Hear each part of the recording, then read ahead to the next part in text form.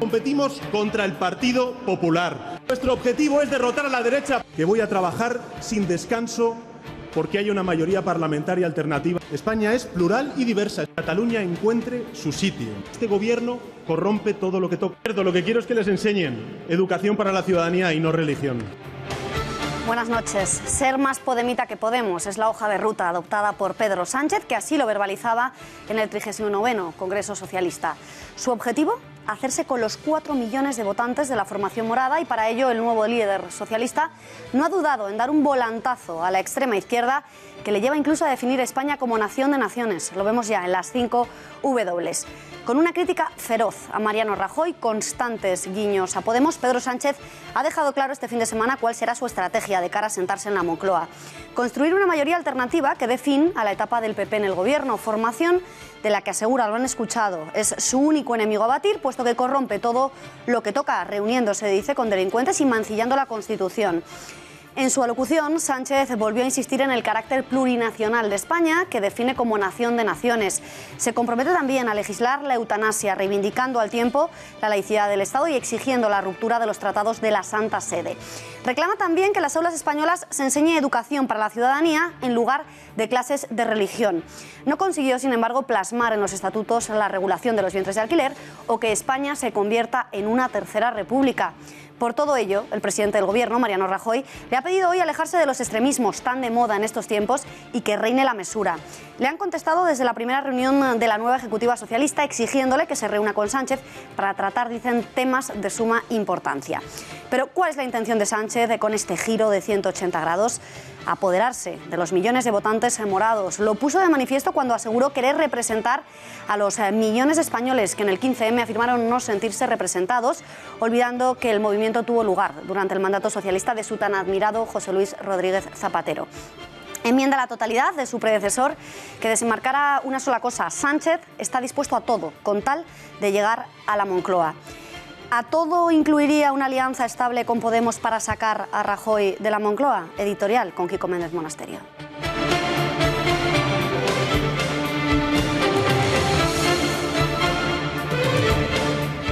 Muy buenas noches, Beatriz. Es evidente que Pedro Sánchez está dispuesto a bastante para conseguir el poder. Yo diría que a todo, pero me temo que en eso no difiere mucho de los otros líderes del Parlamento, del arco parlamentario. La cuestión, por tanto, es saber si a Pedro Sánchez y al Partido Socialista le conviene una alianza táctica con Podemos en este momento. Y yo diría que, al menos también de momento, no parece que esa sea la cuestión.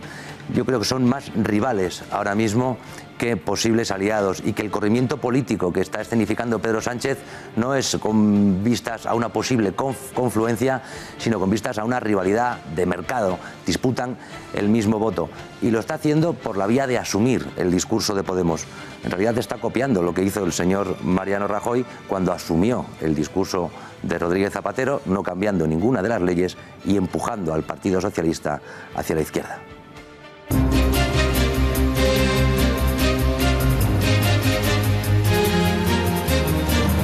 Londres se convertía esta madrugada en el foco de un nuevo ataque terrorista, aunque en este caso a manos de un ciudadano que aseguraba querer matar a todos los musulmanes.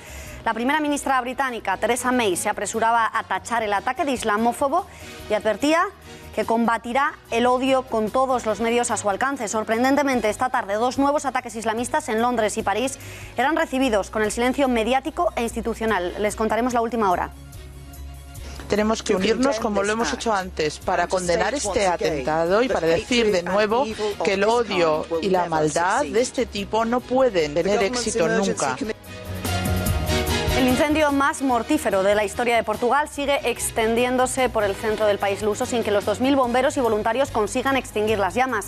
Las altas temperaturas y las fuertes ráfagas de viento juegan en su contra. Hablaremos con un experto en extinción de incendios para preguntarle si el fuego se podría haber evitado, si podría ocurrir lo mismo en nuestro país y cómo actuar ante las llamas. De momento, las autoridades han cifrado en 62 el número de víctimas mortales. En Cataluña, Carles Puigdemont ha aprovechado el 30 aniversario de la masacre de Hipercor para pedir a los independentistas que persistan en el desafío separatista como se persistió en la lucha contra ETA. Desde el gobierno le responden, fue la legalidad y no la persistencia quien derrotó a la banda terrorista. d'aquí uns anys direm el mateix. Hem aconseguit tot això, hem aconseguit tot allò que el poble de Catalunya s'ha proposat perquè vam persistir, perquè no ens vam resignar. Para nosotros estará en nuestros corazones y que es una persona grande, que esté donde esté, que lo saquen por la puerta grande porque ha sido un hombre grande. A las 6:30 de la tarde, familiares, compañeros, amigos han dado su último adiós a Iván Fandiño en Orduña, Vizcaya, localidad natal del diestro. Un adiós más doloroso, si cabe, por las repugnantes celebraciones que mientras estaban teniendo lugar en las redes sociales.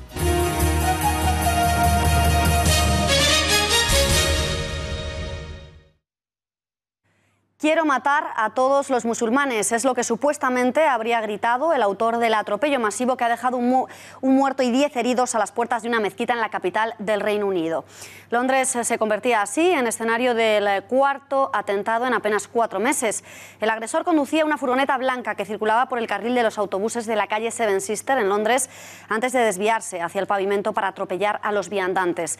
Las víctimas, todas ellas musulmanas, salían de la mezquita de Finsbury Park tras los rezos de la medianoche en el Ramadán. El hombre de 48 años era arrestado fuera del vehículo cuando, según varios testigos, trataba de acuchillar a la multitud.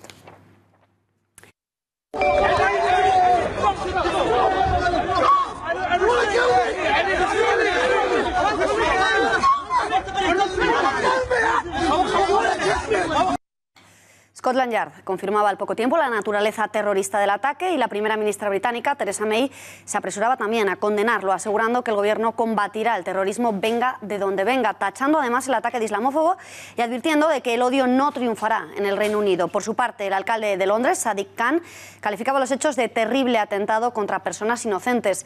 Sorprendentes declaraciones si tenemos en cuenta que hace apenas unos meses aseguraba que los ciudadanos de Occidente debían acostumbrarse a este tipo de ataques porque era algo inevitable. En este caso, musulmanes británicos que acababan de salir de la oración en la mezquita, que estaban rezando en este momento tan sagrado para ellos del año. Tenemos que unirnos como lo hemos hecho antes para condenar este atentado y para decir de nuevo que el odio y la maldad de este tipo no pueden tener éxito nunca. We will not allow these terrorists to succeed.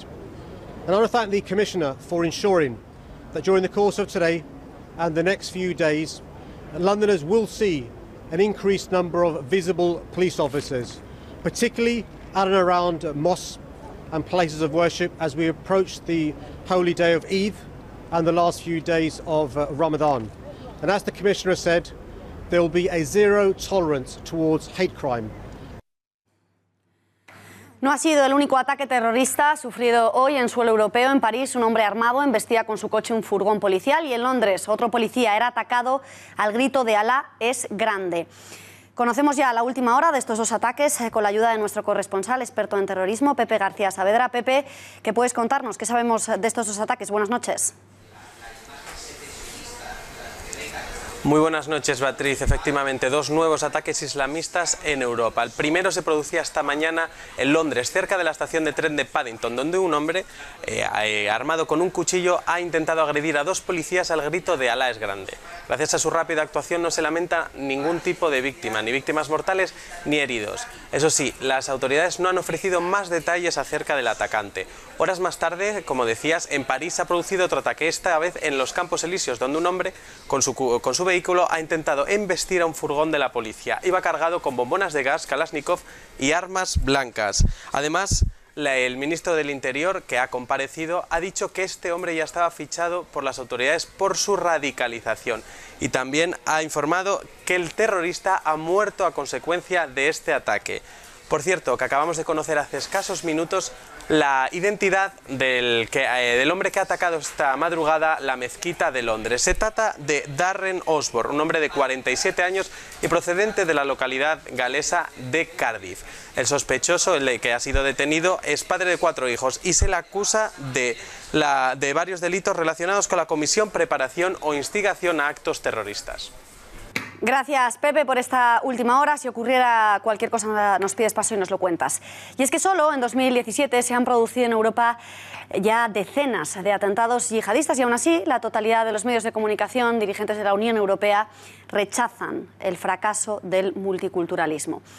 Hagamos el recuento de los principales ataques sufridos por el viejo continente desde el año 2005, momento en el que se desataba el terror. Alba Vila, buenas noches. Muy buenas noches, Beatriz. Así es, Charlie Hebdo marcó el inicio del horror en Europa cuando los hermanos Kouachi ametrallaban a la plantilla del semanario humorístico francés, dejando tras de sí un rastro de sangre, muerte y destrucción que viviría su segunda parte pocos meses después. El 13 de noviembre, París volvía a convertirse en el objetivo de los terroristas. Allí tenían lugar una serie de atentados coordinados con varias explosiones en el estadio de Saint-Denis y otro tiroteo en la sala Bataclan, llena por un concierto. La masacre dejó 137 asesinados y más de 300 heridos. Era solo el principio de lo que estaba por venir. La siguiente ciudad era Bruselas, que sufría un tiroteo y dos tremendas explosiones en el aeropuerto. Murieron 35 personas y de nuevo más de 300 resultaron heridas. Aún no nos habíamos recuperado de esta masacre cuando el 14 de julio de 2016 asistimos al primer ataque con un vehículo pesado dentro de nuestras fronteras europeas. El escenario elegido era Niza. Murieron arrolladas 85 personas. Ya en vísperas de la fiesta cristiana más importante, la Navidad, el pasado 9 de diciembre, un mercado navideño de Berlín volvía a ser atacado a la manera de Niza. Un atropello masivo dejaba 12 muertos y decenas de heridos. En Londres, el pasado 24 de marzo, un terrorista atropellaba de nuevo a varias personas con un todoterreno y tras empotrarlo contra el Parlamento británico, seguía apuñalando a la multitud. Morían 3 personas. Llegamos al 3 de abril. El terrorismo golpeaba a Rusia cuando una bomba hacía explosión en el metro de San Petersburgo, dejando 15 muertos y decenas de heridos. El día 10 de ese mismo mes, quien sufría esta vez el terror yihadista era Suecia. Un terrorista islamista atropellaba a varias personas a lo largo de una calle comercial en Estocolmo, donde desgraciadamente morían 4 personas. Días después, el 20 de abril, se produce un ataque en los Campos Elíseos. El agresor se bajó de un vehículo y comenzó a disparar con un arma a los agentes. El suceso termina con un policía muerto, 2 heridos y con el atacante abatido.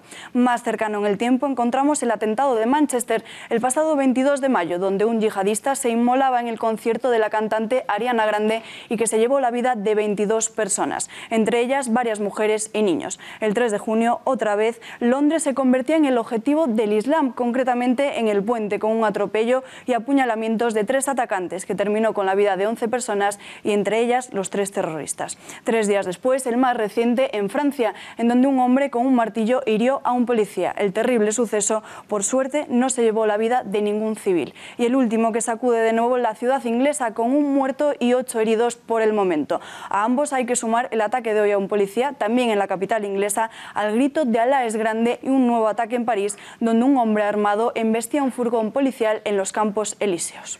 Pues muchísimas gracias, Alba, por ese balance sin duda escalofriante. Buenas noches. Y precisamente fue uno de estos ataques, el ocurrido en el puente de Londres, donde un compatriota español, el joven Ignacio Echeverría, perdía la vida tratando de salvar la vida de otros. Hoy, el ministro británico de Asuntos Exteriores ha alabado su valentía al tiempo que ha pedido privar a los terroristas de Internet. Well, this is the first chance we've had to talk to our European friends and colleagues since some of the attacks that we've had in the UK, the London Bridge attack in particular, of course, where most of the fatalities were from other European countries. I think we had 3 French casualties, 2 Poles, 1 very brave Spanish fatality, you'll remember. Este ataque islamófobo legitima a quienes defienden que los yihadistas atentan porque son en realidad víctimas de la intolerancia de los países de acogida. Kiko, ¿qué opinas?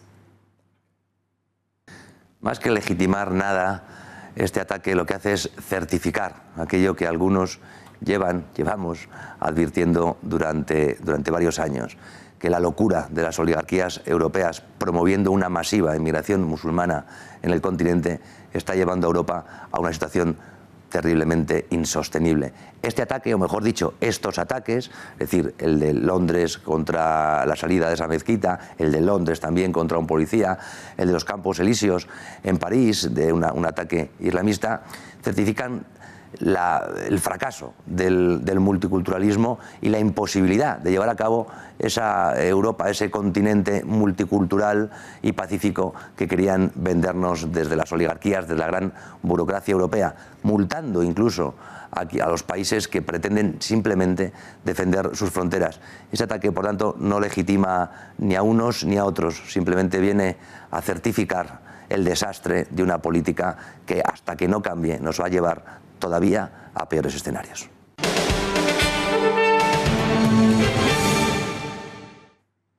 El Brexit ya está aquí. Hoy han comenzado las primeras negociaciones en Bruselas en medio de una enorme incertidumbre y con un ejecutivo, el británico, debilitado tras los malos resultados de las urnas. Un proceso que debe concluir según el plazo establecido en el artículo 50 del Tratado de Lisboa como máximo en marzo de 2019. Unas negociaciones que en primer lugar van a poner el foco sobre los dos asuntos fundamentales de este divorcio: los derechos de los ciudadanos más afectados por el Brexit, los 3,2 millones de europeos en suelo británico y los 1,2 millones de británicos en territorio comunitario. También van a prestar especial atención al ajuste de cuentas, el dinero que Londres comprometió con el resto de socios y que debe desembolsar antes de abandonar la Unión. Transcurridos 362 días desde el referéndum en el que, por sorpresa, triunfó el Brexit, las negociaciones de divorcio entre la Unión Europea y el Reino Unido han dado hoy, como decimos, su pistoletazo de salida. La primera ronda de contactos oficiales dura solo un día. Servirá sobre todo para concretar la organización del diálogo, aunque también empiezan a abordarse esos temas más espinosos. Conozcamos ya las claves del Brexit y cuáles son las principales cuestiones que todo el mundo se está preguntando a estas alturas. María Matos, buenas noches. Buenas noches, Beatriz. Pues, como decías, la pregunta que todo el mundo se está haciendo ahora mismo es ¿por qué? ¿Cómo pueden influir en esas negociaciones el resultado de las elecciones británicas? Pues es una cuestión que aún no está clara, porque May, quien tenía en sus planes una ruptura radical, ha perdido su mayoría, por lo que el resultado es una indefinición absoluta que tiene desconcertados a todos los socios europeos. En la reunión de hoy se han abordado tres temas fundamentales: los derechos de los europeos que viven en Reino Unido y de los británicos que residen en el continente, la factura que debe de pagar Londres, que por cierto Bruselas cifra en 100.000 millones de euros, y la frontera de Irlanda del Norte. Del futuro en las relaciones de ambos no se hablará hasta que no se resuelva el divorcio. ¿Y en manos de quién está el futuro de los británicos? O dicho de otra forma, ¿quiénes son los hombres encargados de negociar esa ruptura? Pues por parte de la Unión Europea, el negociador jefe es el conservador francés Michel Barnier. Es exministro y excomisario, un pragmático con 40 años de carrera entre París y Bruselas. Su especialidad es precisamente tejer compromisos difíciles como los que requerirá el Brexit. Y como contrincante encontramos a David Davis, un veterano político Tory, que a diferencia de la primera ministra sí que apoyó la salida del Reino Unido en el referéndum del pasado año. Y como era de esperar, el idioma utilizado en la negociación ha sido una cuestión muy polémica, porque la Unión Europea quería utilizar el francés, mientras que evidentemente los británicos exigían hacerlo en inglés. Una primera batalla en la que han quedado ambas partes en tablas, porque los acuerdos se negociarán en ambas lenguas. Y donde no se ponen de acuerdo es en la cuestión más difícil y de la que todo el mundo está muy pendiente: ¿a cuánto asciende la factura que Londres debe pagarle a Bruselas?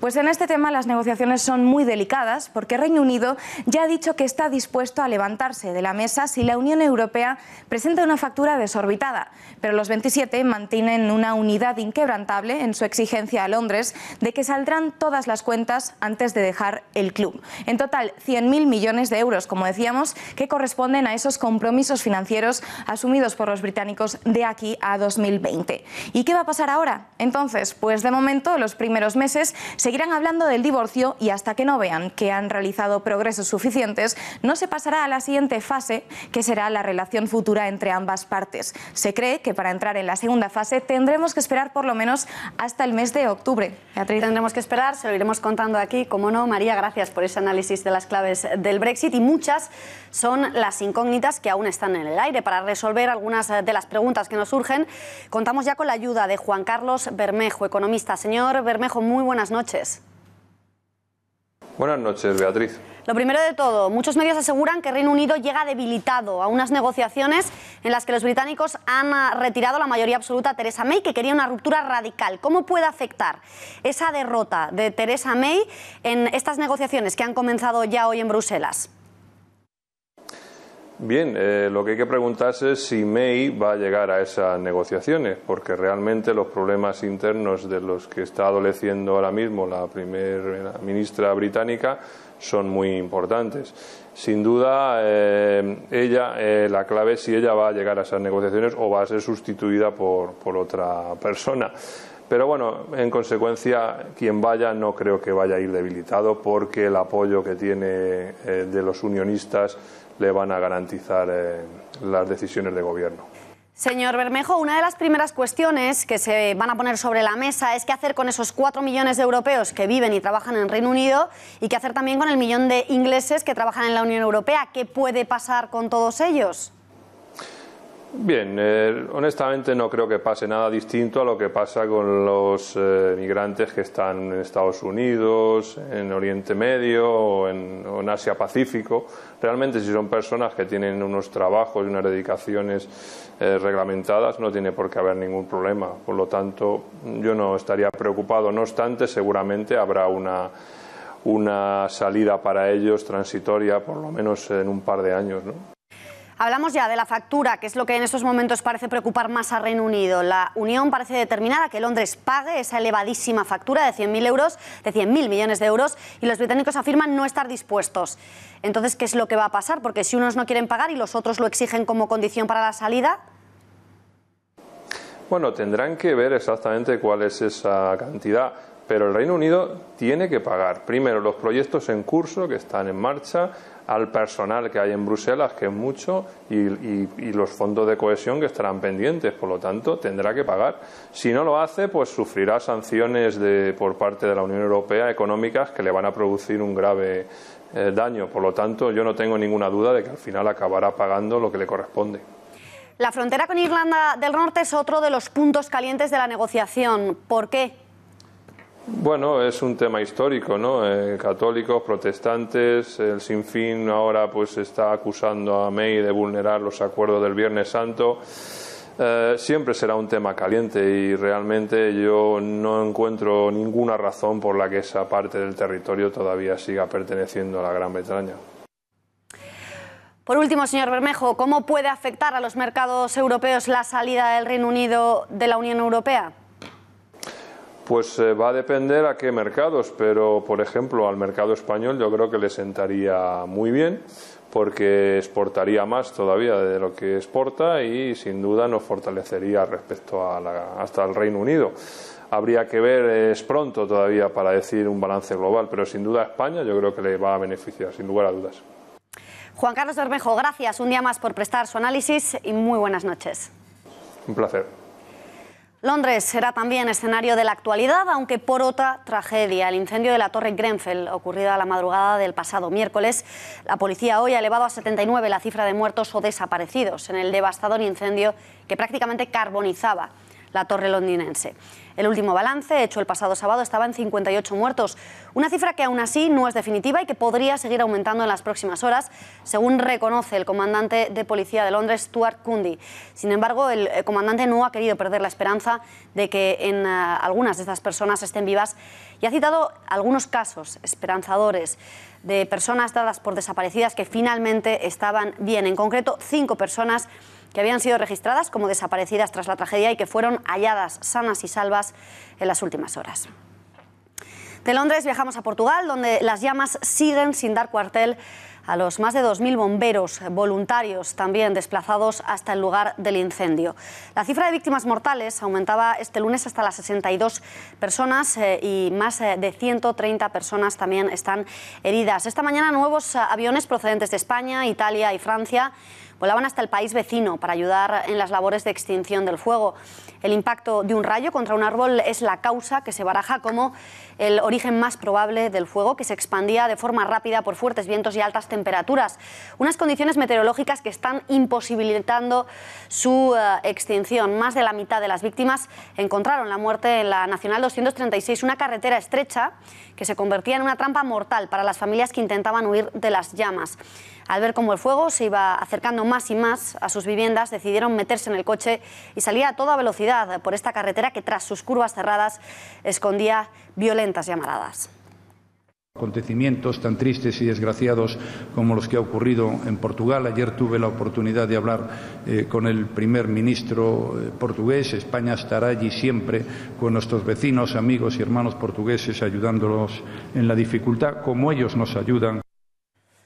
Podría haberse evitado el incendio en Portugal con una mayor prevención. Podría ocurrir un incendio de similares características en nuestro país, dadas las altísimas temperaturas provocadas por la ola de calor.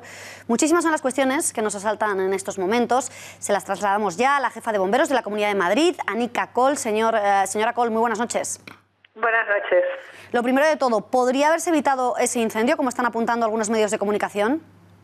Bueno, yo creo que es aventurarse mucho, ¿no? Yo creo que eso, hasta que haya una investigación hecha al respecto, pues no hay que decirlo. Otra cosa es que a lo mejor podría haber habido circunstancias que podrían haber hecho que fuese más pequeño, pero esto yo creo que es muy fácil hablar después de que han ocurrido las cosas. Un incendio forestal es una gran catástrofe, es una fuerza de la naturaleza, ¿no? Según las autoridades, el incendio se originó por un rayo, se expandió rápidamente por las altas temperaturas y las fuertes ráfagas de vientos, pero es que 48 horas después el fuego parece indomable y parece estar todavía muy lejos de ser controlado. Como experta, ¿usted cuándo cree, se atreve a hacer algún vaticinio de cuándo cree que podrá ser extinguido? No, ojalá pudiésemos saber eso, ¿no? Eso es lo que, si tuviésemos esa clave, seríamos los reyes de los incendios forestales, ¿no? Eso, pues seguramente cuando no confluyan las circunstancias que hacen que se propague tan rápido, ¿no? Tiene que ser que pues en algún momento el viento no vaya alineado con la pendiente, que sea un momento que no haya mucho soleamiento, y que, bueno, pues ahí en esos momentos hay unas ventanas de oportunidad en las que, bueno, pues se puede hacer que no propague tan rápido y poder hacerse con el control. Entre las críticas que estamos leyendo también en las últimas horas en muchos medios, muchos apuntan a la privatización de los bosques, que provoca pues un menor control por parte de las autoridades. ¿Es a su juicio esto un elemento adverso que ha podido todavía empeorar la situación? Bueno, desconozco la normativa que hay en Portugal, ¿no? Yo creo que el hecho de que sean privados los montes no tiene por qué significar que se cuiden peor, ¿no? O sea, es una cuestión de que los propietarios sean conscientes de la gran responsabilidad que tienen y del papel fundamental que pueden jugar en la prevención de los incendios forestales, ¿no? En Madrid, por ejemplo, la normativa, el Infoma, que se ha publicado el nuevo Infoma, pues incide precisamente en esto, ¿no? Aclarando qué es lo que tienen que hacer los propietarios y sobre todo incidiendo en el interfaz urbano-forestal, que es el punto donde se encuentra el bosque con la zona urbana, que es el punto más crítico, ¿no? Donde se produce más peligro para las vidas, ¿no? Y incide mucho pues que los montes y los bosques que estén en esa zona deben tener unas condiciones de prevención más fuertes. Sobre ello le quería preguntar, porque muchísimas de las críticas van en ese mismo sentido, acusan a Portugal de una falta de inversión en prevención y detección. Hemos visto varios incendios a lo largo de los últimos años en Portugal, siempre parece que fallan por el mismo punto. ¿Está usted de acuerdo con esto? Bueno, yo creo que la cultura de prevención se está aumentando mucho en todos los países, ¿no? Y bueno, yo creo que no... Yo creo que se está mejorando en todos los países. O sea, claro, después cuando ocurre un incendio de esta magnitud siempre se acusa a las autoridades de estas, ¿no? Pero yo creo que en toda Europa, sobre todo, y en los países más avanzados, se está invirtiendo mucho dinero en prevención, ¿no? Yo conozco bien cómo se está haciendo las cosas en la Comunidad de Madrid y la prevención está siendo el punto donde más estamos reforzando, ¿no? La labor para poder controlar los incendios, ¿no? Una buena prevención puede hacer que incluso condiciones tan adversas como estas efectivamente te permitan tener más sitios donde lo puedes controlar. Señora Coll, más de la mitad de los fallecidos, hasta el momento al menos, lo hicieron tratando de escapar de las llamas al ver que el fuego se acercaba más y más a sus casas. Optaron por coger el coche, irse a través de una carretera y allí se encontraron con que el fuego también se había extendido. Entonces, si uno ve que el fuego se acerca a su casa, ¿cómo se debe actuar en estos casos? Porque, claro, al final fue peor el remedio que la enfermedad. Bueno, yo incido en que ahí la prevención juega un papel importante también, ¿no? O sea, que ahora que los que no estamos afectados por a lo mejor gente que tenga este tipo de terrenos y una vivienda ahí, pues debería asesorarse bien para ver qué puede hacer para que si ocurre un incendio de este tipo, pues afecte lo menos posible a su vivienda. De todas maneras, yo remito siempre a los consejos que dan las protecciones civiles en estos casos, ¿no? A través de Protección Civil va a haber una serie de consejos a la población que van a ser los más adecuados, ¿no? Donde establecen pues las vías donde se puede evacuar, las más seguras y qué hacer.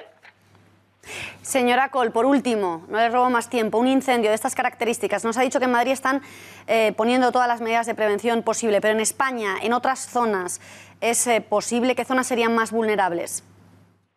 Bueno, eso no me atrevo a apuntarlo, ¿no? O sea, pues incluso en Madrid, donde se está poniendo tantas medidas de prevención, cuando las condiciones vienen mal dadas, pues es complicado, ¿no? Un incendio forestal, al fin y al cabo, no deja de ser una fuerza de la naturaleza y cuando adquiere una cierta magnitud, y eso es cuando pues como los accidentes, ¿no? Cuando se confluyen una serie de factores a la vez, pues es muy difícil controlarlo, ¿no? Ya tiene que ser la propia naturaleza que ayude a que se controle.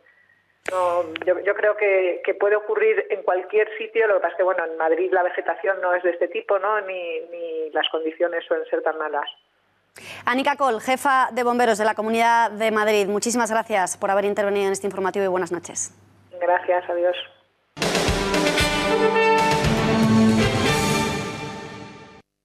Se necesita no perder de vista lo que son los temas fundamentales, fijar bien la prioridad y dejar a un lado el extremismo, el griterío, el radicalismo, la falta de moderación y la falta de la concordia y la crispación, porque eso no sirve absolutamente para nada.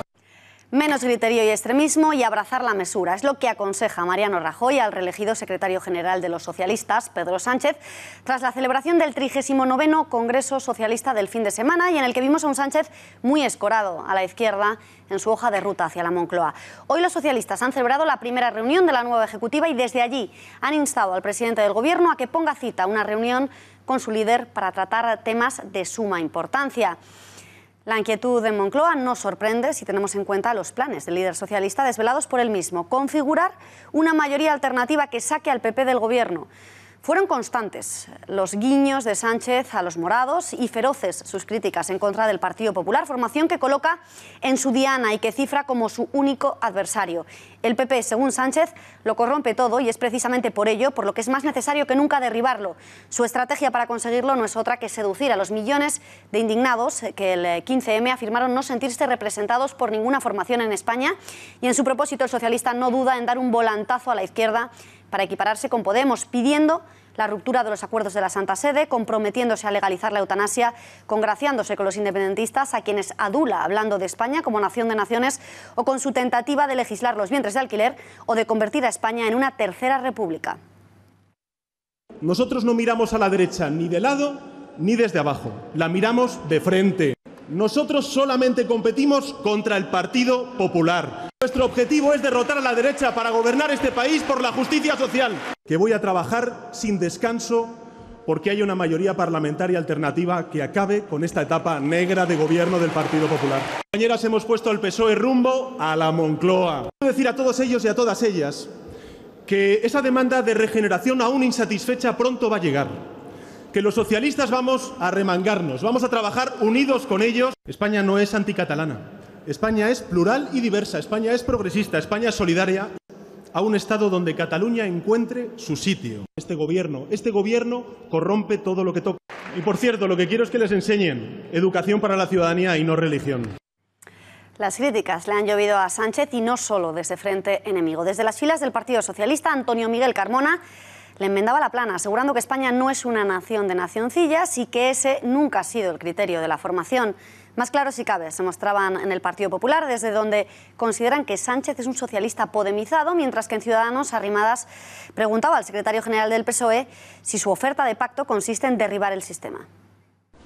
Bueno, ya sabes que mi opinión, muy del PS, muy de la orientación francesa del socialismo del que yo desciendo, como tú personalmente bien sabes, defendemos que en España hay una sola nación, que es España, y que decir que España es una nación de naciones y que además mantiene respetando el artículo 2, es, como han dicho casi todos los medios de comunicación, una contradicción in terminis. Es la opinión del secretario general. Yo no estuve en la comisión donde se debatió esto, pero me siento derrotado en esa votación. llevamos muchos meses sin ningún tipo de interlocución y por tanto hay que recordar al Partido Socialista que nosotros, por supuesto, hablamos y dialogamos con todos. De hecho, somos el único partido que dialogamos y llegamos a acuerdos con todas las fuerzas políticas y, por supuesto, vamos a seguir haciéndolo. Pero nos gustaría saber si el señor Pedro Sánchez, además de hablar de destruir todo lo que hay, si se va a sumar a construir y va a apoyar medidas que son de Ciudadanos, como eliminar aforamientos, como cambiar la ley electoral. Yo creo que para gobernar España lo primero que hay que tener es una idea clara del país y un proyecto de futuro para todos los españoles. Y está claro que el Partido Socialista no lo ha tenido y no lo va a tener. Pedro Sánchez creo que tiene cierto complejo podemita, ese centro político, esa moderación, pues yo creo que la ha perdido el Partido Socialista y Pedro Sánchez, y luego plantea soluciones en forma de nacionalismo, de pseudonacionalismo, que sin duda no van a contribuir a solucionar nada. El único que de momento ha recogido el guante lanzado por el socialista ha sido el líder de Izquierda Unida, Alberto Garzón, quien hoy se ha comprometido a sentarse en la mesa con Sánchez para configurar ese gobierno alternativo. Nada nos gustaría más, efectivamente, que el hecho de que se fortaleciese la izquierda en el conjunto del país. Y, por supuesto, eso también incluye al Partido Socialista. Pero no lo vamos a decidir en función de las palabras, sino de los hechos. Creo que desde Izquierda Unida tenemos que seguir defendiendo absolutamente nuestra posición política, nuestro proyecto de ruptura democrática. Creemos que no se trata solo de un problema de corrupción individual dentro del Partido Popular, lo que asola al país, o un problema con determinadas entidades financieras que han tenido que ser rescatadas, sino que es un problema del sistema. Y mientras el vencedor empieza a mostrar sus cartas, la derrotada Susana Díaz reconocía con esta contundencia su fracaso. Mira, en este congreso, que en la primaria mándame una hostia, lo habéis entendido todo, ¿no? Hemos venido a ayudar, a aportar y a dar lo mejor que tenemos del PSOE de Andalucía, ¿vale? El PSOE es un polvorín en el que solo cabe una opción, o con Sánchez o fuera del partido. Hablamos ya con el diputado socialista en la Asamblea de Madrid, Juan Segovia. Señor Segovia, buenas noches. Muy buenas noches, Beatriz. Pues empezamos, si le parece, por el final. El reconocimiento por parte de Susana Díaz de su estrepitoso fracaso, ¿la debilita, la deja fuera de juego para el futuro o cree que le honra? Bueno, niego la mayor, no. Susana Díaz no ha reconocido que haya tenido un estrepitoso fracaso que la debilite. Susana Díaz dijo de manera coloquial que había perdido las primarias, cosa que es evidente, y por tanto lo que corresponde es que quien ganó, que es Pedro Sánchez, lidere el partido en los próximos años. ¿Esto debilita a Susana? Bueno, creo que Susana sigue teniendo mucho que decir, se va a centrar en su región, que es Andalucía, que lleva ya algunos años gobernando y que es capital para los socialistas, y yo creo que lo va a hacer con acierto y lo va a seguir haciendo bien, pero no creo que se pueda deducir que Susana Díaz queda debilitada en su gestión o en su presidencia de la región más importante en cuanto a número de ciudadanos, que es Andalucía. ¿Le gustó el Pedro Sánchez que vimos en el Congreso, defensor de una España nación de naciones y absolutamente escorado a la izquierda? Bueno, no creo que se pueda decir tampoco que Pedro Sánchez está absolutamente escorado en la izquierda. Ha ganado un proyecto, ha ganado una candidatura, ha contado con el apoyo mayoritario de la militancia, y lo que le corresponde ahora a ese secretario general elegido por una parte mayoritaria es sacar adelante lo que ha sido su proyecto, poner en marcha su equipo y liderar nuestro partido en los próximos años. Y desde luego yo creo que debemos cerrar filas en torno a él para que lo pueda hacer bien y para que ganemos las próximas elecciones. Dice que no está escorado a la izquierda. ¿Cree usted que los postulados defendidos ahora por Sánchez representan la trayectoria histórica del socialismo?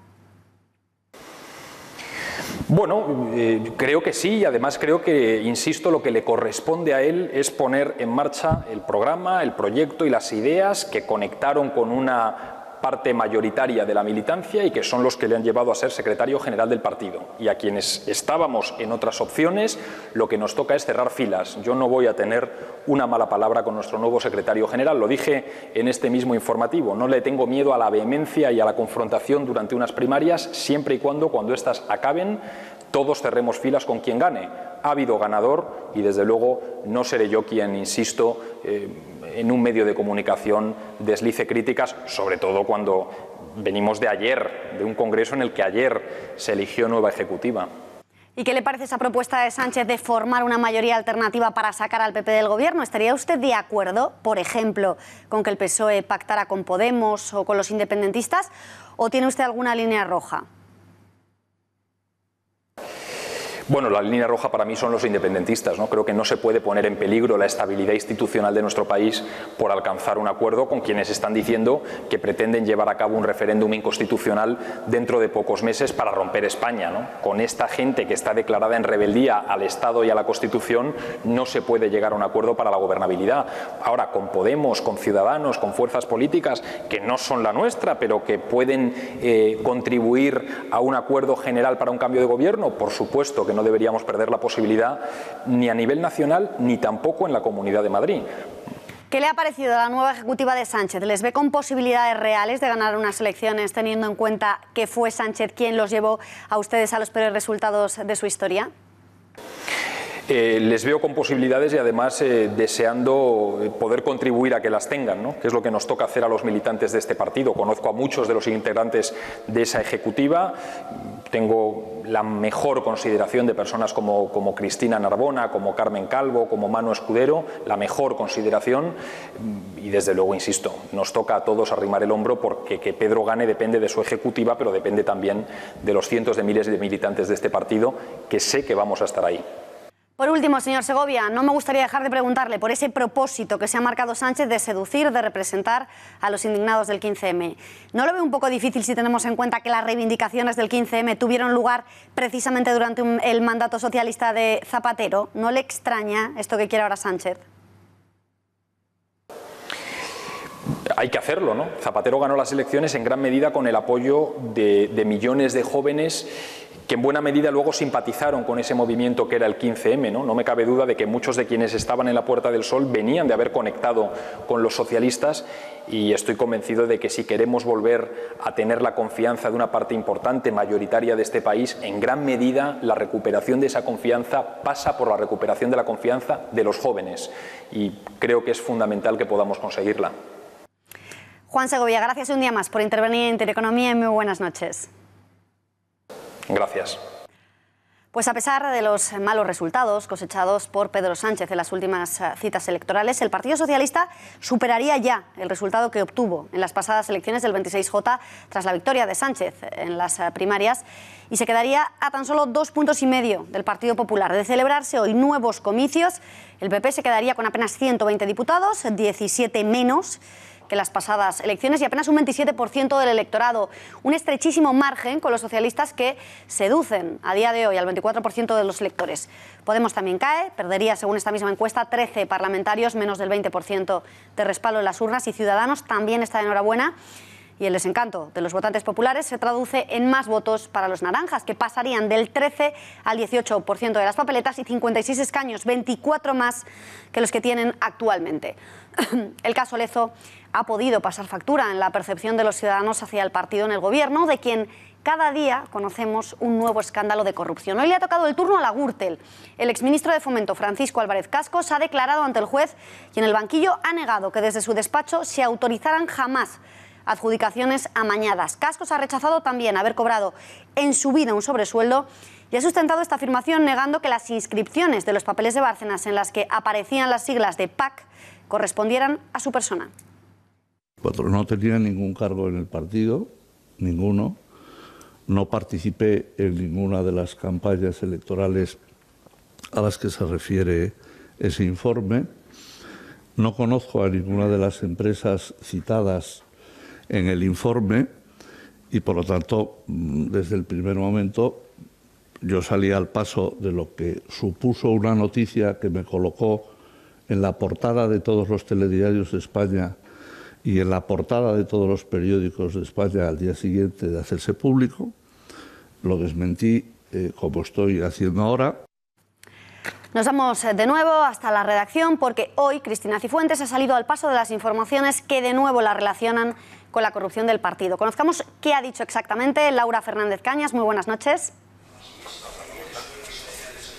Buenas noches, Beatriz. Pues sí, tras una etapa especialmente intensa para el PP y sobre todo para Cristina Cifuentes, hoy el presidente de gobierno, Mariano Rajoy, ha querido mostrarle todo su apoyo a este gesto. No ha dudado en unirse María Dolores de Cospedal. Lo que sí nos ha sorprendido la ausencia de Soraya Sáenz de Santamaría en este evento. La presidenta de la Comunidad de Madrid ha querido así agradecer las palabras y el apoyo de su partido en lo que ella misma define los tiempos más difíciles de su vida. Y lo digo muy alto y muy claro, el gobierno que tengo el honor de presidir trabaja y trabaja mucho y trabaja activamente contra la corrupción. Y ha sido mi gobierno el que trasladó a la Fiscalía determinada documentación referida al canal de Isabel II, en cuanto se detectaron irregularidades. Gracias a ti, querido presidente, por tu presentación generosa. Sobre todo, gracias por el continuo respaldo que siempre me has dado, que siempre he recibido de tu parte en todo momento y especialmente en los momentos difíciles, y en estos últimos meses hemos vivido unos cuantos. Respaldo político, pero sobre todo respaldo personal. Prueba de este respaldo inquebrantable son los halagos que hoy mismo le dedicaba el presidente del Gobierno, que más allá de arroparla, calificaba su gestión como de semilla del futuro. Bien, señoras y señores, voy terminando ya. Tengo la certeza de que la gestión de Cristina Cifuentes es semilla de futuro para Madrid.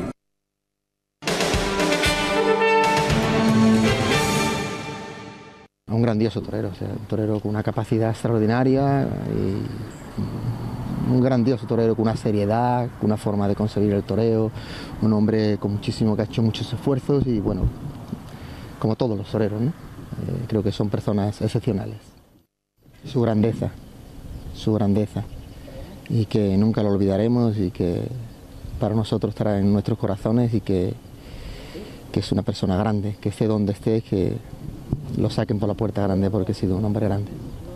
El mundo del toro llora la muerte de Iván Fandiño 36 horas después de la acogida mortal. Familiares, amigos, compañeros acompañan a la familia del diestro en Orduña, localidad natal del matador y donde esta tarde ha tenido lugar su funeral.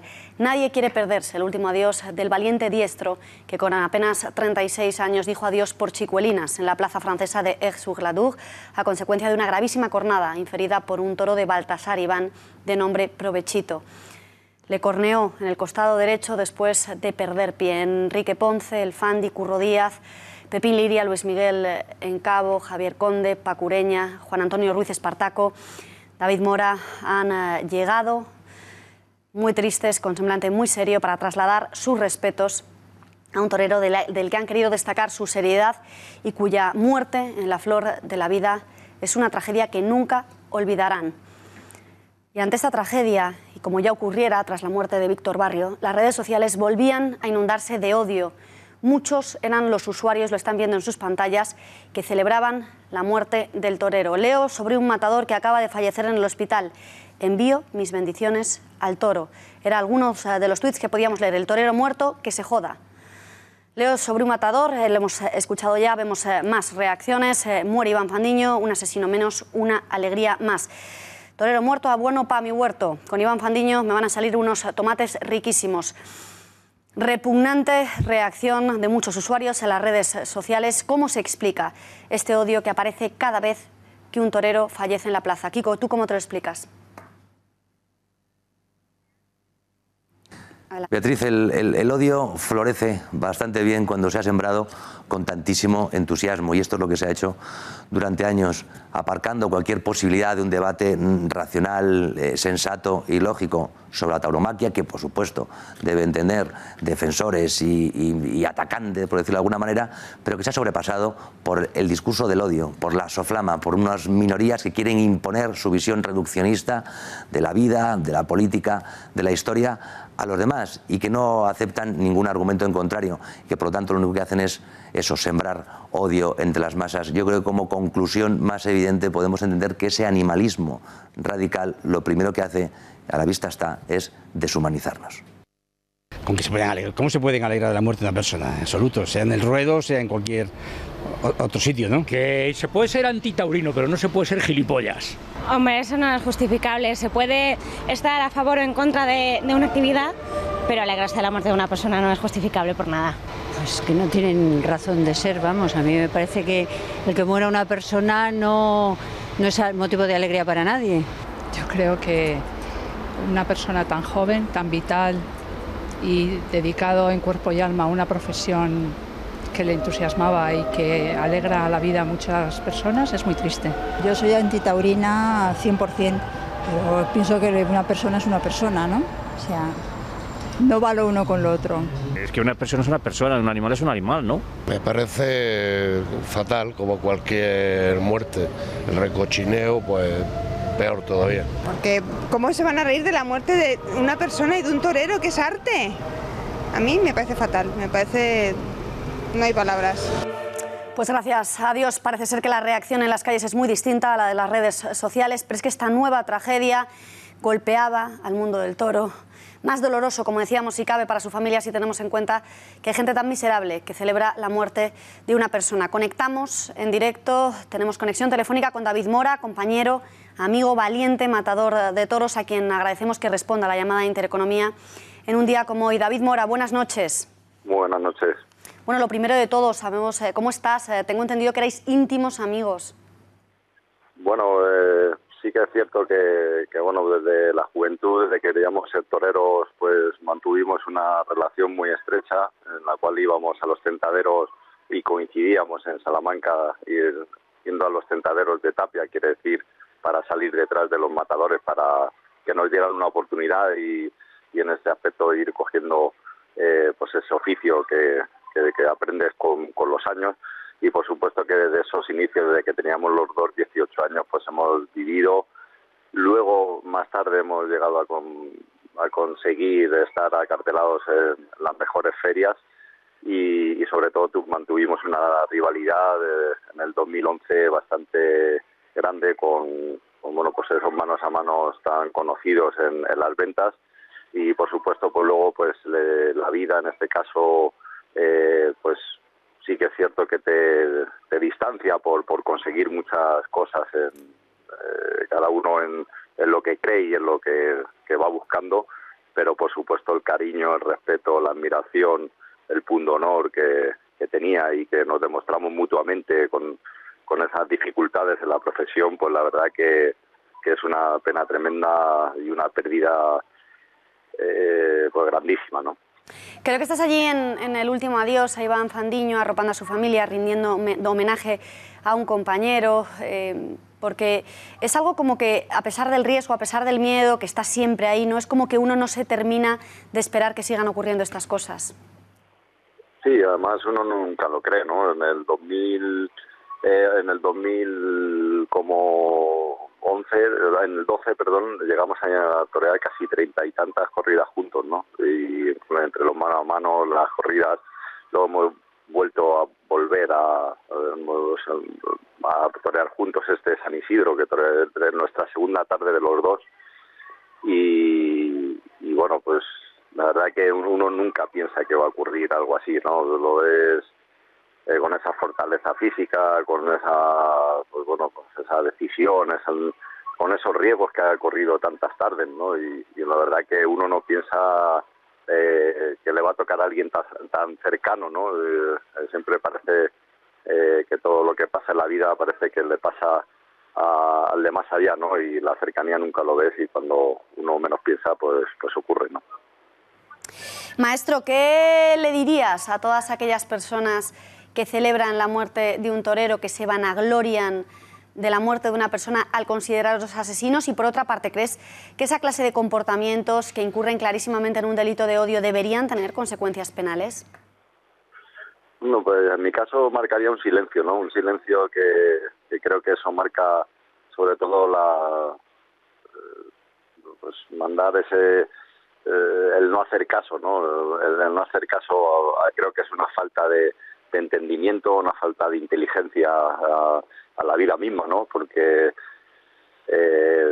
pienso que todos los animales tienen una muerte, pues bueno, cada uno para su fin, que al fin y al cabo es una hipocresía lo que se marca totalmente de cara lo que es la vida cotidiana, ¿no? La hipocresía de que quizás cada uno mira, pues sobre todo su fin en cómo marcar su vida, y en el fondo pues creo que me parece muy hipócrita pues pensar que uno tiene que no defender, que uno tiene que luchar por los valores de la vida, y la profesión del torero es una profesión que da muchísimos valores, y quizás no hacer nada en la vida, no mirar por el prójimo, ser buena persona, sobre todo estar ahí en los momentos complicados, ¿no? Y yo creo que eso no se valora, no se valoran,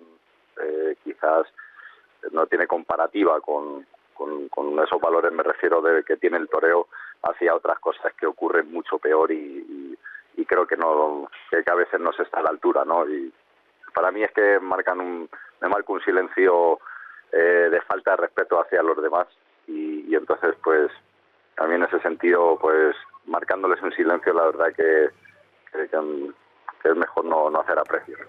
David Mora, muchísimas gracias por haber prestado tu testimonio a este informativo. Te voy a pedir, si puedes, que le traslades nuestro más sentido pésame a la familia. Desde Intereconomía seguiremos, como siempre hemos hecho, denunciando los comportamientos violentos de los intolerantes, defendiendo la fiesta como uno de los tesoros de nuestra cultura. Y a ti, muchísimas gracias de nuevo. Buenas noches. Pues muchísimas gracias y muy amables por dar las informaciones de la tauromaquia. Muy amables. Gracias y buenas noches. Hasta aquí el informativo de este lunes. Se nos ha acabado el tiempo. Les dejamos, como cada día, con Tiempos Modernos. Después, Gracias por Nada. Y a las 10 de la noche, no se pierdan El Gato al Agua con Gonzalo Vans. Nosotros volvemos mañana a las 8:30. Gracias y buenas noches.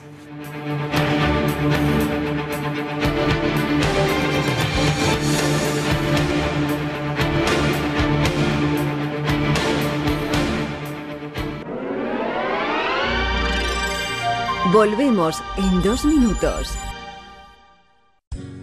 Solnatura es un centro de naturopatía, alimentación saludable y complementos alimenticios. Su misión es la de ayudar a las personas a obtener calidad de vida a través de pautas de alimentación correctas y complementos alimenticios de máxima calidad. Nuestra especialidad es la elaboración de programas de mejoramiento personalizados y enfocados a nutrir y fortalecer el organismo. El equipo humano de Solnatura está compuesto por naturópatas y médicos con amplia experiencia en este campo, y sus métodos son siempre naturales, preventivos y respetuosos con el medio ambiente. En Solnatura te vamos a ayudar. Llama ya al 91 31 31 409. Estamos en la calle Conde de Aranda 13, Metro Retiro. Soy María Jesús Barreñada, presidenta de Aredos Abogados, doctora en Derecho, abogada y abogada rural. Si tienes un problema jurídico, no dudes en contactar con nosotros, te lo solucionaremos. Este despacho ha sido galardonado con el Premio a la Excelencia Profesional porque defendemos tus derechos, financiamos tus procedimientos, tu problema jurídico lo hacemos nuestro y te lo solucionamos. Hombre, a mí me parece que uno de los problemas fundamentales que tenemos en España es que aquí las leyes no se debaten, se imponen. De debate, nada o casi nada. Y como los demás no lo hacen, Intereconomía debe seguir promoviendo